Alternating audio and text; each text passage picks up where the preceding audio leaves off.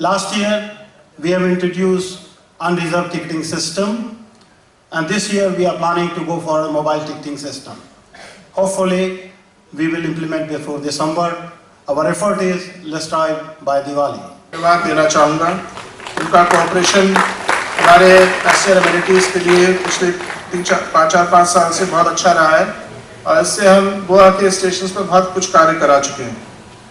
इसके साथ साथ गोवा में 3 स्टेशनों पर पर्यटन मंत्रालय ने 25 करोड़ की मंजूरी दी है, जिसके तहत कार्य आरंभ हो गया है और इस लागत से मडगांव, करमाली और त्रिवेम रेलवे स्टेशन की काया पलट हो जाएगी।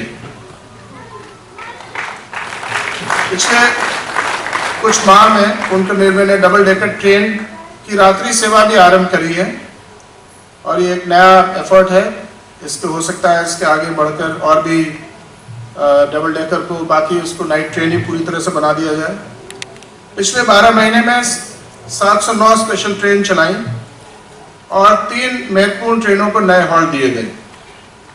इस वर्ष जून से कोंकण रेलवे की सबसे महत्वपूर्ण train, flagship train Konkan Kanya और मांडवी को LHP डिब्बों से चेंज किया और उससे चलाना आरंभ किया।